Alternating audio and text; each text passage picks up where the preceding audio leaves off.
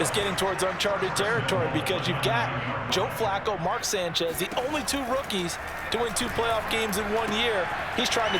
Touchdown, Bears! Darnell Mooney, a 9-yard touchdown grab. And the Bears are on the board first here in this division round matchup. Madden games have drawn some heat over the past half-decade or so for making only marginal year-over-year improvements that feel more like roster and graphics updates rather than fully new experiences worth full price.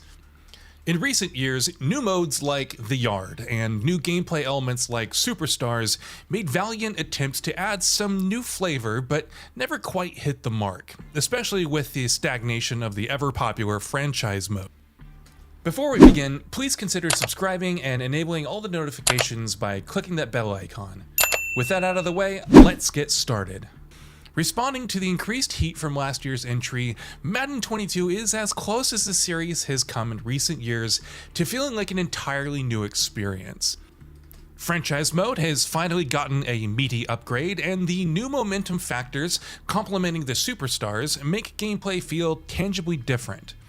It doesn't fully answer all the criticism recent Maddens have received, and does introduce a few new issues of its own, but at least it's finally past the point of apathy. Much of what made recent Madden games so heavily criticized in recent years is their general lack of innovation on both gameplay and structural fronts, and both are addressed this year to a certain degree. Starting on the gameplay side, there are a few front and center additions that reinvigorate the minute-to-minute experience, namely the new momentum system. Depending on the flow of the game, either team will be impacted in a tangible way, either positively or negatively.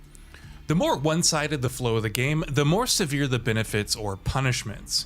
I appreciate this addition to gameplay because it adds more of a fan-centric way of playing the game that gives it a bit more arcadiness to the experience, building a way to manifest how fans feel when their favorite team is losing a lead or mounting a comeback. I only wish the effects themselves were a little more balanced. They range from things you have to take the game's word for, like receivers being better at catching, to highly noticeable changes like your play art being incorrect. While with dozens of these effects, it's inevitable that some are going to be less useful than others. It seems like there are a select few that aren't always even the most severe on the meter that made a bit more of a difference than they were probably intended to. There aren't many major updates to the gameplay outside of the momentum effects. There are the usual updates to things like movement and animation, and it certainly feels better than any recent Madden, especially combined with the upgraded audio and the beautiful visuals on the new consoles. It's been true in the past, and it continues today, that if you've played a Madden game before, you know what you're getting into.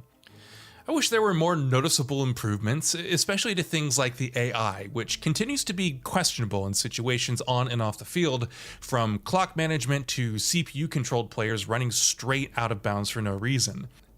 With that said, it's still as refined a football experience as this series has ever provided, and I found myself enjoying it surprisingly more than normal right off the bat. What Madden 22 has clearly put more effort into changing for this year's entry is its presentation, particularly modes like Franchise and Face of the Franchise. Franchise mode has long been problematic for both how little it has evolved and how much it was falling behind comparable modes in games like NBA 2K or MLB The Show. Luckily, Franchise has taken a hefty jump this year thanks to a handful of new features that give you a lot more control. Major additions are things like more detailed control over staff and the ability to control your weekly strategy. Your weekly strategy options aren't as complex as it might want you to think, since they're almost always the same week-to-week options of prioritizing or defending the outside run, inside run, or different levels of passing attacks, with a blitz or two thrown in there, but it's definitely a start. Even midweek conversations with the media and in the locker room feel a bit more engaging, even if you're still answering many of the same questions. They feel more long-term now. The objectives like throwing a certain number of touchdowns or holding an opponent to a certain number of scrimmage yards in a game are still there, but I was faced once with the threat of retirement from my star edge rusher if we didn't win enough games. The Face of the Franchise mode is updated too, with a brand new Path to Stardom story. Like last year, you choose a college and can play in the college football playoff for the national title, all as part of a training camp you, as the presumed #1 overall pick, go through with other stars. From here on out, you begin your career as a rising NFL star, all with your agent, team mentor, and some major online personalities by your side in a story that I generally didn't care about as much as in previous years. It's a little jarring to see how the game deals with you being the #1 overall pick in the 2021 draft compared with reality, or more accurately, how it doesn't deal with it, as Trevor Lawrence is still on the Jaguars roster, and the game bafflingly calls you out that the Jaguars had 2 #1 overall picks this year. Regardless, once you make your way to the NFL, you settle into a weekly routine where you have a cutscene or two and make a decision for how to spend your week, whether it's watching film, repping your brand, or putting in work at the gym. What's more is that the choices commonly give you short-term benefits, as do game day effects. So you might have an increased throw power because you went to the gym, but decreased agility because there's a blizzard on its way.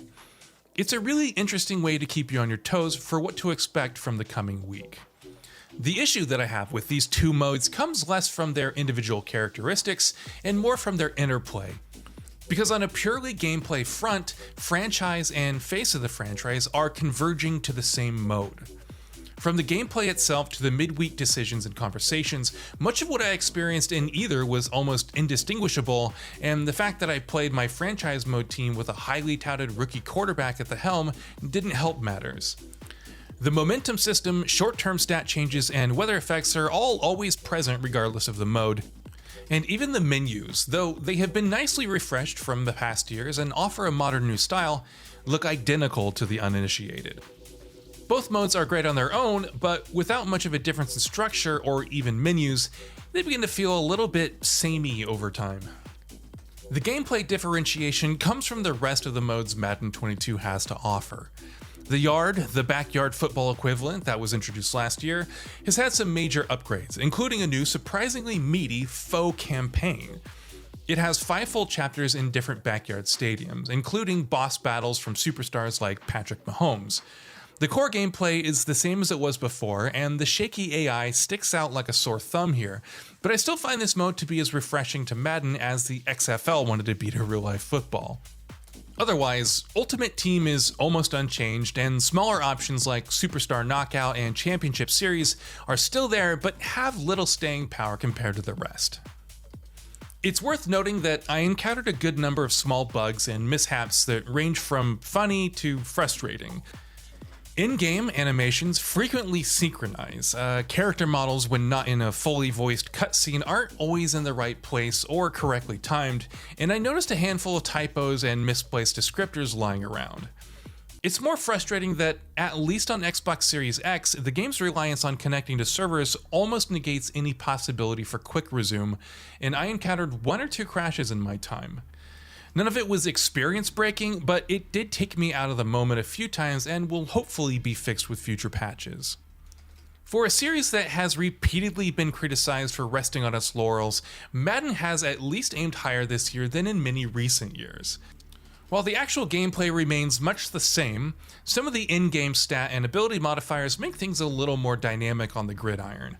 There's no denying that franchise mode has taken a healthy step up as well, even if it and face of the franchise are coalescing, because the entire experience has improved overall, especially when considering the continued greatness of the Yard.